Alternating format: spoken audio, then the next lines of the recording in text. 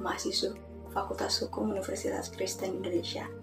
Dalam vlog kali ini, saya akan membahas mengenai industri keuangan non-bank yang lebih berfokus kepada asuransi. Perkembangan asuransi di dunia telah dimulai dari zaman sebelum Masehi, dilanjutkan pada abad pertengahan, dan mencapai puncak pertumbuhan signifikannya pada era revolusi industri, di mana era mekanisasi pertanian dan era reformasi, produk asuransi telah bermunculan, seperti asuransi kendaraan, asuransi pertanian, asuransi pabrik, asuransi perjalanan, asuransi pesawat, asuransi satelit, asuransi handphone atau laptop, asuransi kesehatan dan asuransi pendidikan. Pada tahun 1927 di Brussels, Belgia, lahirlah International Conference of Sickness Insurance Fund and Mutual Benefit Society yang disponsori oleh International Labour Organization. Presiden Amerika Serikat Franklin D. Roosevelt pada tahun 1935 menandatangani Social Society Act yang menjadi dasar santunan yang bisa diterima ahli waris. Berkembangnya asuransi di Indonesia tercatat pertama kali dengan didirikannya sebuah perusahaan asuransi pertama di Indonesia yang bernama Semarangsi, yang berdiri pada tahun 1816. Perusahaan sejenis yang berkembang pada tahun-tahun yang sama juga ialah Javasi, Arjoino, Paritas, dan Merkurius. Asuransi jiwa yang pertama kali muncul di Indonesia ialah Bumi Putra pada tahun 1912 di daerah Magelang, yang diprakarsai oleh seorang guru yang bernama M.Ng. Wijoswojo sebagai perusahaan asuransi dengan bentuk badan usaha bersama. Dan asuransi non-jiwa pertama ialah NV Indexpulse yang kemudian berganti nama menjadi Life Indonesia. Tahun 1953 berdirilah suatu perusahaan reasuransi profesional swasta, yakni Maskapai Reasuransi Indonesia atau Marein, yang disusun oleh pendirian PT Reasuransi Umum Indonesia, yang adalah perusahaan reasuransi milik pemerintah.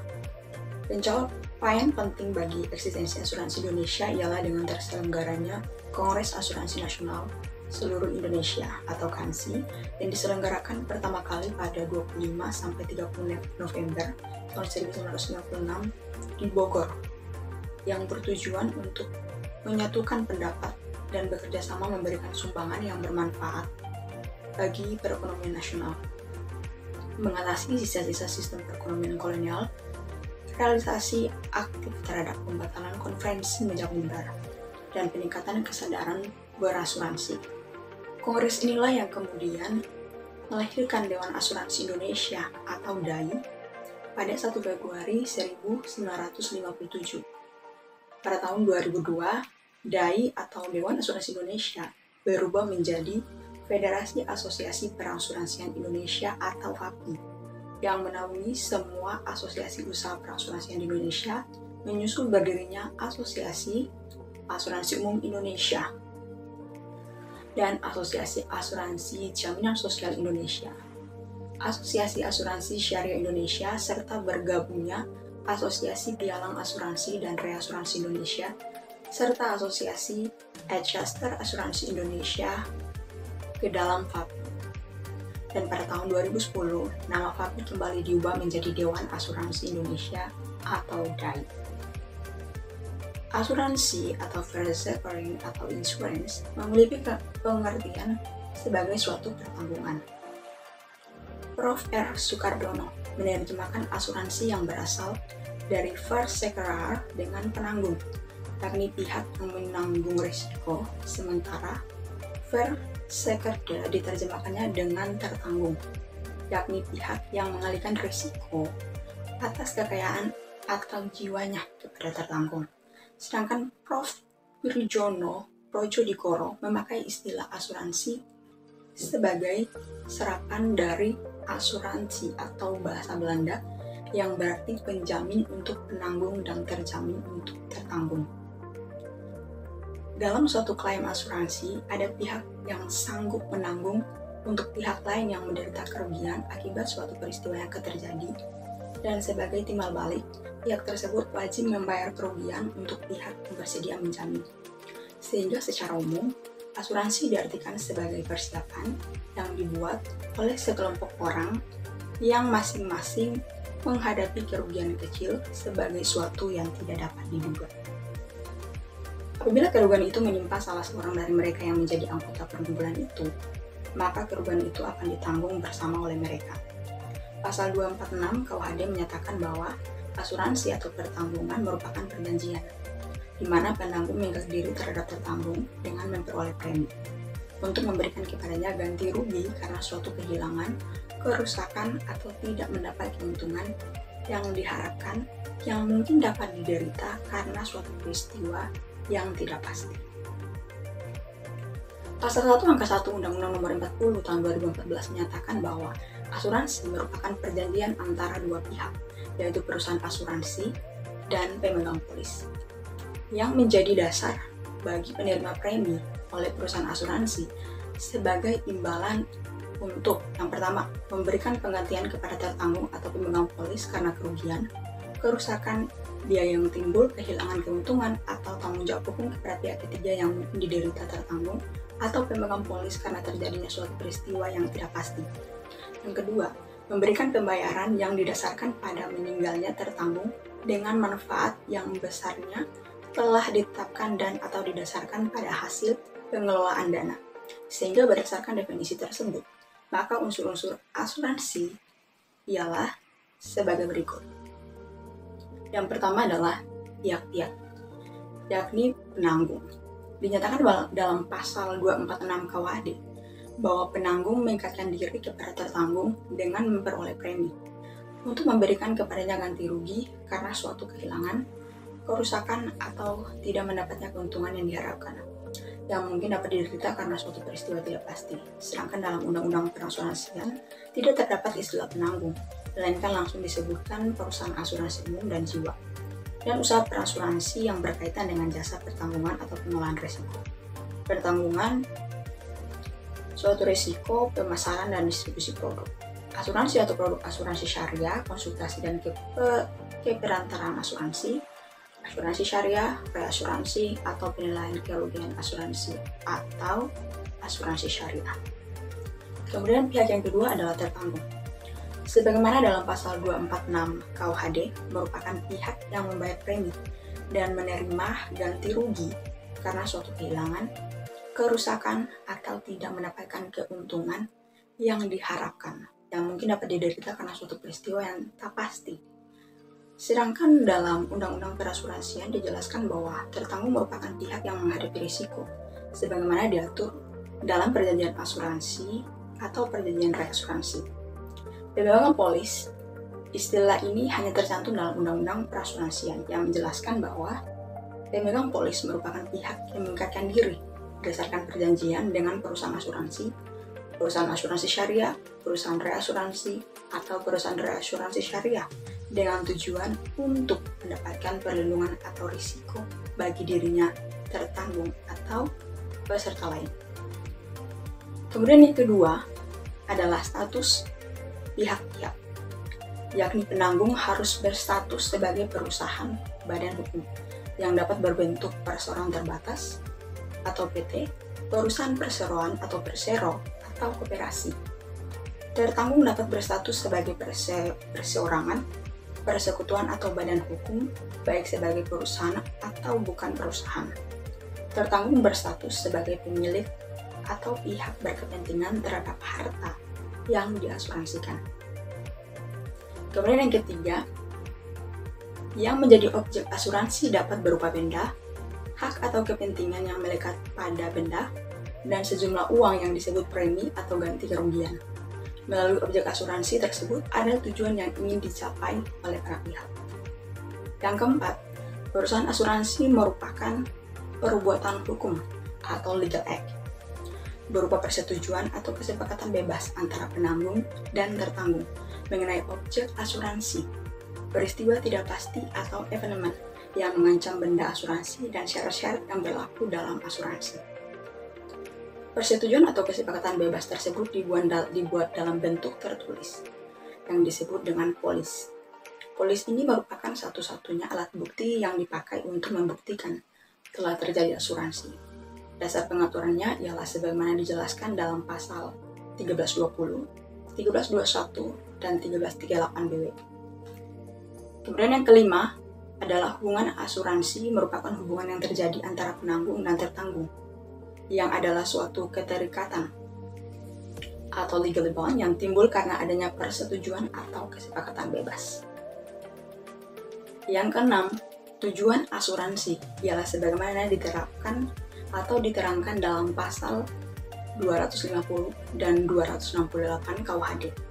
Kemudian untuk resiko dan premi yang terdapat dalam pasal 246 KUHD dan pasal 256 angka 7 KUHD. Kemudian mengenai dengan adanya evenement atau peristiwa yang tidak pasti dan ganti kerugian, dia tuh dalam pasal 256 angka 4 KUHD. Kemudian ada juga syarat-syarat yang berlaku dan juga mengenai dengan polis asuransi.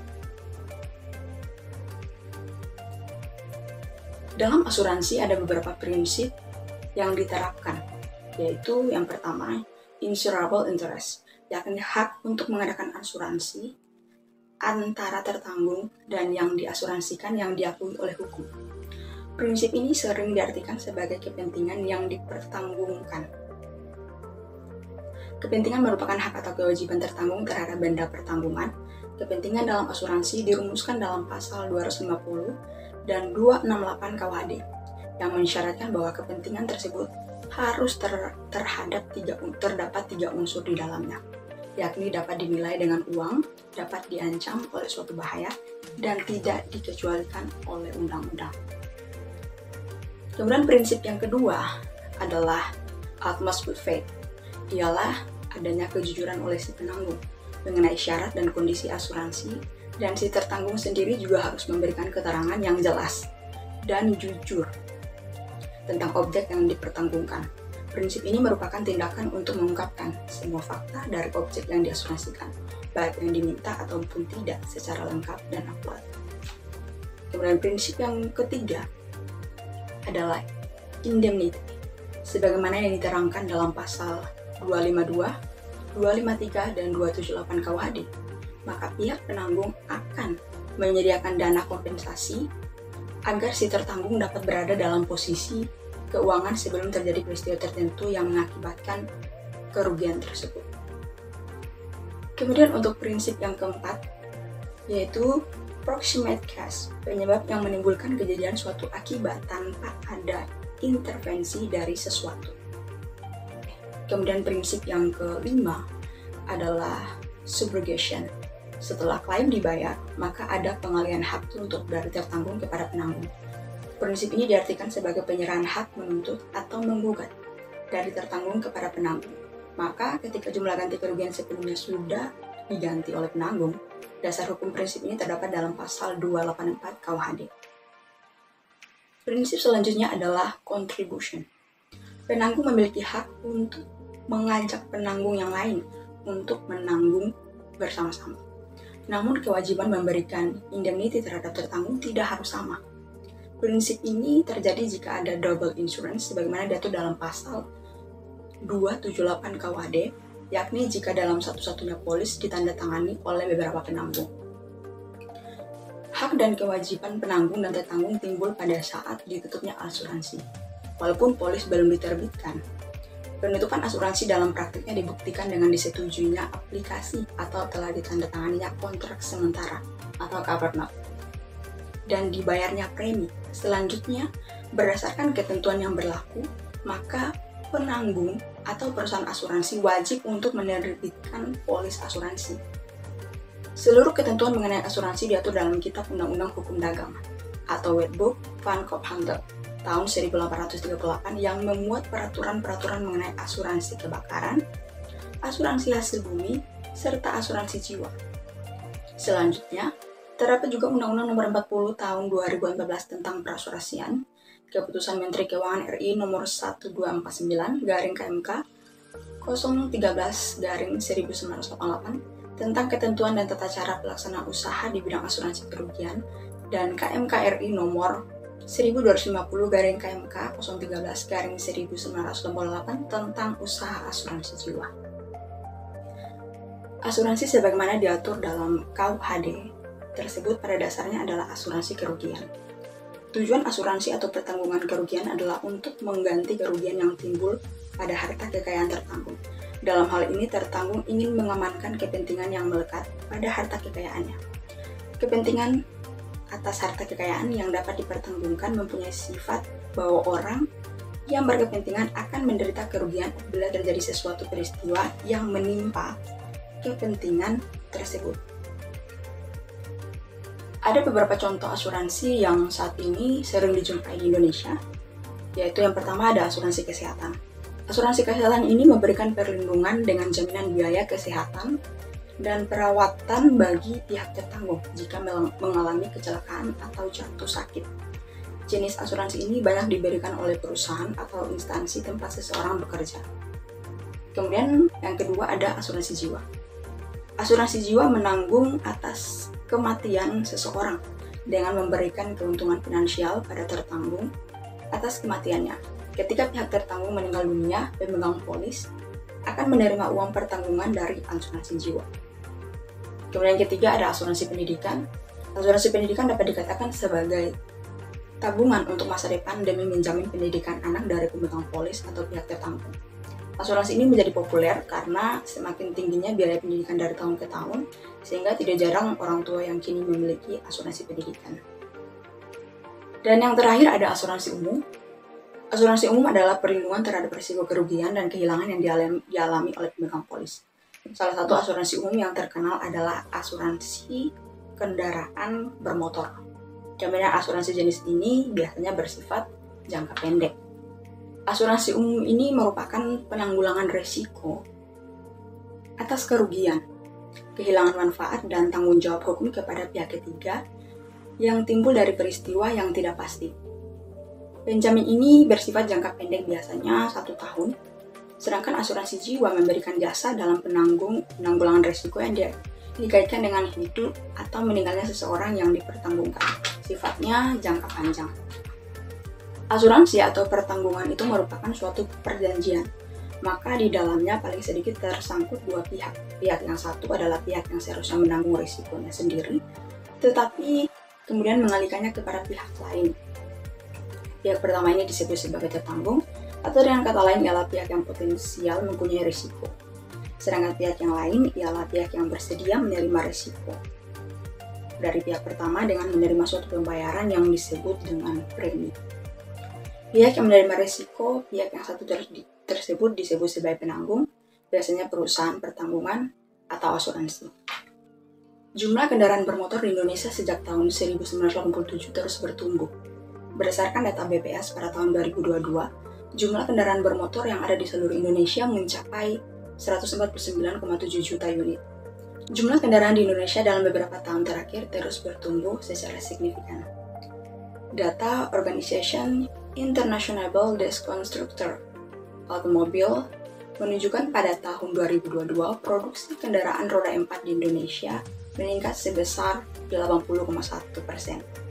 Dibanding tahun sebelumnya, kondisi ini menempatkan Indonesia dalam posisi kedua setelah Thailand dalam hal produksi kendaraan roda 4 di kawasan Asia. Produksi kendaraan roda 2 juga menunjukkan pertumbuhan yang signifikan. Berdasarkan data BPS, jumlah kendaraan roda 2 pada tahun 2020 sebesar 771,1 juta unit, dan pada tahun 2022 jumlah kendaraan mengalami peningkatan 84%. Produksi kendaraan juga mengalami peningkatan signifikan dengan rata-rata pertumbuhan selama tahun 2017 sampai dengan 2022 sebesar 36% per tahun. Pertumbuhan produksi kendaraan bermotor memberi dampak positif terhadap pertumbuhan premi perusahaan asuransi umum. Secara rata-rata, pertumbuhan premi asuransi kendaraan bermotor pun mengalami kenaikan. Asuransi kendaraan bermotor adalah produk asuransi kerugian yang melindungi tertanggung dari risiko kerugian yang mungkin timbul sehubungan dengan kepemilikan dan pemakaian kendaraan bermotor. Sesuai dengan ketentuan Undang-Undang Nomor 2 Tahun 1992 tentang usaha perasuransian, masing-masing bidang asuransi dikelola oleh perusahaan yang berbeda. Kendati untuk beberapa produk seperti asuransi kesehatan dan asuransi kecelakaan diri dapat dikelola oleh baik perusahaan asuransi kerugian maupun jiwa. Asuransi kendaraan bermotor merupakan bagian dari asuransi umum yang menjamin kerugian. atau kerusakan pada kendaraan bermotor yang dipertanggungkan terhadap resiko tabrakan, perbuatan jahat orang lain, pencurian, kebakaran, dan sambaran petir sesuai dengan kondisi yang tercantum dalam polis kendaraan bermotor Indonesia. Secara garis besar, jenis pertanggungan asuransi kendaraan bermotor terbagi menjadi dua, yaitu yang pertama ada comprehensive atau all risks atau kerugian gabungan, yaitu memberikan jaminan terhadap yang pertama, kerugian atau kerusakan atas kendaraan bermotor yang diasuransikan karena tabrakan, benturan, terbalik, tergelincir dari jalan. Kemudian yang kedua adalah kerugian keuangan atau kerusakan kendaraan bermotor karena perbuatan jahat orang-orang, terkecuali oleh keluarga sendiri atau orang yang bekerja dengan tertanggung atau membawa kendaraan tersebut seizin tertanggung atau membawa kendaraan tersebut seizin tertanggung. Kemudian kebakaran yang diakibatkan oleh api yang muncul di dalam maupun di luar kendaraan. Kemudian adanya pencurian, termasuk pencurian yang dilakukan dengan kekerasan. Kemudian ada sambaran petir. Kemudian untuk yang kedua adalah total loss only. Nah, ini menjamin kerugian kendaraan yang diasuransikan baik karena kecelakaan, kebakaran maupun pencurian di mana kerugian tersebut memenuhi salah satu syarat berikut. Yaitu yang pertama, akibat kecelakaan atau kebakaran di mana biaya kerugian atau kerusakan mencapai 75% atau lebih dari harga kendaraan. Kemudian akibat pencurian bila dalam batas waktu 60 hari kendaraan tersebut belum diketemukan. Lalu risiko sendiri untuk risiko kecelakaan dan pencurian, dan jumlah yang tercantum dalam polis. Sejalan perkembangan zaman yang semakin maju, pola berpikir manusia dari masa ke masa pun selalu meningkat. Usaha seseorang untuk dapat memenuhi kebutuhannya sangat beragam. Namun, pada umumnya mereka akan berusaha keras supaya dapat memenuhi kebutuhan itu. Setiap orang juga memiliki tujuan yang berbeda dengan dipenuhinya kebutuhan tersebut. Ada yang demi kelangsungan hidupnya, kebahagiaan, kepuasan, bahkan untuk prestasi.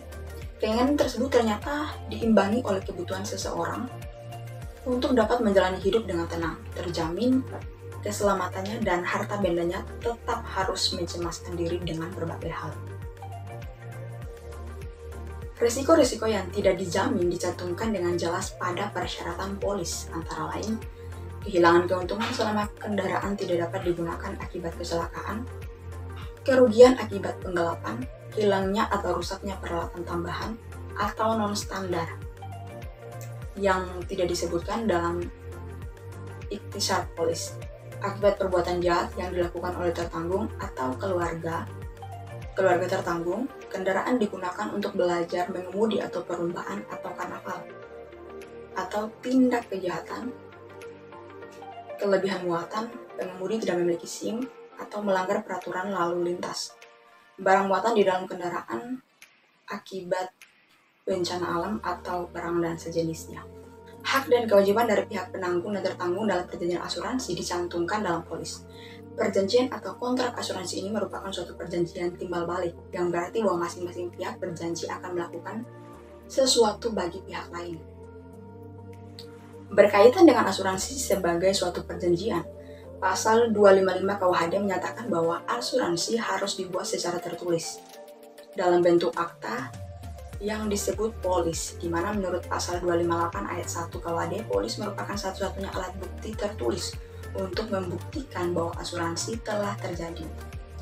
Di samping itu, polis juga membuat kesepakatan mengenai syarat-syarat dan janji-janji khusus yang menjadi dasar pemenuhan hak dan kewajiban untuk mencapai tujuan asuransi.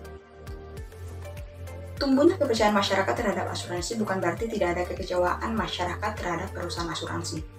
Sering terjadi keluhan dari nasabah atau konsumen tentang sulitnya pengajuan klaim asuransi. Sering terjadi keluhan dari nasabah atau konsumen tentang sulitnya pengajuan klaim asuransi atau adanya penolakan klaim dari perusahaan asuransi padahal nasabah sudah membayar premi asuransi. Penyelesaian permasalahan yang biasa terjadi antara konsumen dengan pelaku usaha telah diatur dalam Undang-Undang Nomor 8 Tahun 1999 tentang Perlindungan Konsumen. Berkenaan dengan kerugian material yang disebabkan oleh pelaku usaha yaitu perusahaan asuransi, maka konsumen mempunyai hak seperti yang diatur dalam pasal 4 ayat 5 Undang-Undang Perlindungan Konsumen, yaitu hak untuk mendapatkan advokasi, perlindungan dan upaya penyelesaian sengketa perlindungan konsumen secara patuh. Kemudian sebuah perjanjian asuransi akan berakhir apabila jangka waktu berlaku sudah berakhir. Perjanjian asuransi biasanya dilakukan untuk jangka waktu tertentu. Kemudian yang kedua adalah perjanjian berakhir asuransi berdasarkan perjalanan ini umumnya diadakan untuk asuransi pemangkutan. Kemudian terjadinya evenement diikuti klaim. Lalu ada juga asuransi berhenti atau dibatalkan. Kemudian asuransi gugur. Mengenai dengan materi asuransi, saya akan membahas mengenai kasus analisis terhadap kasus Rusli SH melawan PT Asuransi Bina Dana ditinjau dari Kitab Undang-Undang Hukum Dagang dan Pertimbangan Hukum Majelis Hakim Mahkamah Agung. Dalam menganalisis kasus ini, saya melakukan penelitian dengan menggunakan data hukum primer, yaitu putusan Mahkamah Agung nomor 9 kasus perdata khusus 2012 dianalisis dengan peraturan perundang-undangan yang berlaku secara yuridis. Tumbuhnya kepercayaan masyarakat terhadap asuransi bukan berarti tidak ada kekecewaan masyarakat terhadap perusahaan asuransi. Salah satu kasus sengketa yang terjadi yaitu penolakan klaim yang dilakukan oleh PT Asuransi Bina Dana Arta kepada nasabah Rusli SH. Menjadi pokok permasalahan pada kasus ini adalah mengenai hilangnya mobil yang menjadi objek pertanggungan di dalam polis asuransi dengan nama tertanggung adalah PT Astra Sedaya Financial Kiki Rusli SH. Penolakan klaim yang dilakukan oleh PT Asuransi Bina Dana Arta kepada nasabah Rusli SH tentang hilangnya mobil yang menjadi objek pertanggungan di dalam polis asuransi nomor SPCBK 0021000004 Penanggung beranggapan kesalahan berada pada pihak tertanggung. Klaim yang diajukan oleh tertanggung bertentangan dengan polis asuransi yang sudah disepakati. Pada tahap pemeriksaan di BPSK Kota Medan diketahui bahwa berdasarkan hasil pemeriksaan dan penelitian oleh PT Asuransi Bina Dana ternyata penyebab hilangnya mobil tersebut disebabkan karena penggelapan yang dilakukan oleh Ayu Halisa Sirait. Berdasarkan klausula polis asuransi bab 2 pengecualian pasal 3 S1 menyatakan bahwa pertanggungan ini tidak menjamin kerugian, kerusakan biaya atas kendaraan bermotor dan atau tanggung jawab hukum terhadap pihak ketiga yang disebabkan oleh penggelapan, penipuan, hipnotis, dan sejenisnya. Selain itu, alasan penolakan klaim asuransi yang diajukan oleh tertanggung tidak memenuhi kewajibannya dalam terjadi kerugian dan atau kerusakan untuk memberitahu penanggung secara tertulis atau secara lisan yang diikuti dengan tertulis kepada penanggung selama-lamanya 5 hari kalender sejak terjadinya kerugian dan atau kerusakan sesuai dengan klausula polis asuransi pada pasal 11 ayat 1. Menolak klaim tersebut kemudian Rusli SH sebagai tertanggung mengugat PT Asuransi Bina Dana ke BPSK Kota Medan dan kasus ini pun sampai pada tingkat Mahkamah Agung. BPSK Kota Medan mengabulkan permohonan klaim asuransi yang diajukan oleh Rusli SH. Namun Pengadilan Negeri Medan membatalkan putusan BPSK Kota Medan. Mahkamah Agung mengabulkan permohonan kasasi dari pemohon kasasi. Hasil dari penelitian menunjukkan bahwa PT Asuransi Bina Dana atau penanggung berhak untuk menolak pengajuan klaim oleh Rusli SH karena tidak sesuai dengan ketentuan polis yang disepakati. Gugatan yang diajukan Rusli SH kepada BPSK termasuk gugatan kurang pihak atau error personal. Gugatan tersebut seharusnya mengikutsertakan PT Astra Sedaya Finance sebagai pihak penggugat atau turut tergugat. Hal ini dikarenakan bahwa mobil yang menjadi objek pertanggungan itu belum berpindah kepemilikan atas nama Rusli SH berdasarkan ketentuan-ketentuan pada pasal 41 ayat 1 dan 2 Kepmen Perindak nomor 350 MPP Cap 12 2000 maka kalimat pemberitahuan putusan pada pasal 56 ayat 2 Undang-Undang Perlindungan Konsumen harus berbentuk surat secara tertulis yang harus disampaikan kepada alamat konsumen dan pelaku usaha. Atas dasar uraian tersebut seharusnya Majelis Hakim Kasasi Mahkamah Agung dalam pertimbangannya menyatakan bahwa putusan Pengadilan Negeri Medan dalam perkara ini tidak salah menerapkan hukum atau tidak melanggar hukum yang berlaku. Berdasarkan pada pasal 1338 KUH Perdata, bahwa semua perjanjian yang dibuat secara sah berlaku sebagai undang-undang. Pasal 1338 ayat 1 KUH Perdata melahirkan beberapa asas, antara lain asas kebebasan berkontrak dan asas kekuatan mengikat. Asas kekuatan mengikat dari pasal tersebut apabila dihubungkan dengan perjanjian asuransi berarti bahwa pihak tertanggung atau bukan polis dan penanggung terikat untuk melaksanakan ketentuan perjanjian yang disepakatinya. PT Asuransi Binadana sebagai penanggung berhak untuk menolak pengajuan klaim oleh Rusli SH karena tidak sesuai dengan ketentuan polis asuransi yang disepakati. Pertimbangan BPSK Kota Medan yang berpendapat menjadi kesalahan penanggung atau PT Asuransi Binadana karena tidak memberikan polis asuransi kepada tertanggung yaitu Rusli SH adalah pendapat yang tidak berdasarkan ketentuan perundang-undangan, karena dalam hal ini penanggung atau PT Asuransi Binadana tidak terkait secara langsung dengan Rusli SH. Tidak diberikan polis asuransi bukanlah sebagai kesalahan PT Asuransi Binadana, akan tetapi menjadi kesalahan PT Astra Sedaya, karena PT Asuransi Binadana tidak ada kewajiban untuk memberikan langsung kepada Rusli SH melainkan PT Astra Sedaya yang semestinya memberikan polis asuransi tersebut.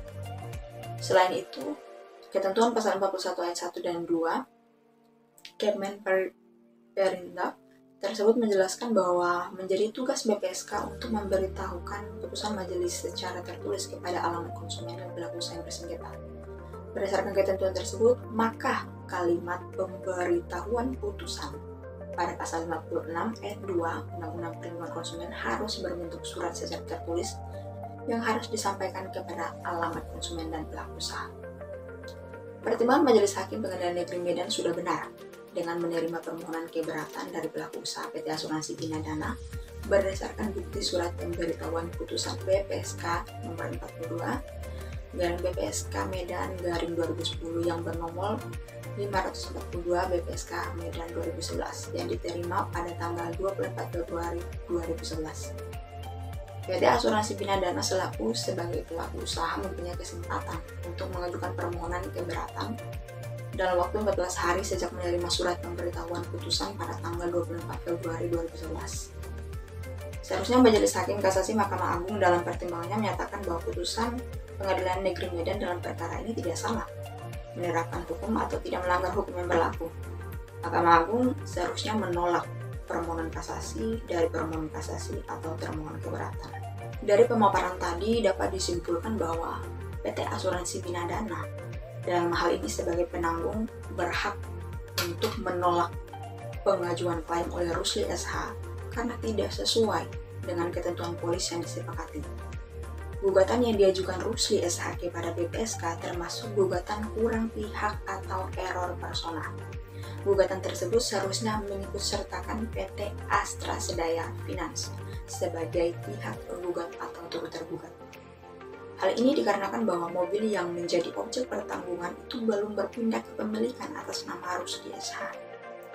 Berdasarkan ketentuan pasal 51 ayat 1 dan 2 Kemen Perindak nomor 350 MPP garing 12 garing 200, maka kalimat pemberitahuan putusan pada pasal 56 Ayat 2 Undang-Undang Perlindungan Konsumen harus berbentuk surat secara tertulis yang harus disampaikan kepada alamat konsumen dan pelaku usaha. Atas dasar uraian tersebut, seharusnya Majelis Hakim Kasasi Mahkamah Agung dalam pertimbangannya menyatakan bahwa putusan Pengadilan Negeri Medan dalam perkara ini tidak salah, menerapkan hukum atau tidak melanggar hukum yang berlaku. Ya, demikian penjelasan dari saya mengenai industri keuangan non-bank, dalam hal ini asuransi, dan terima kasih.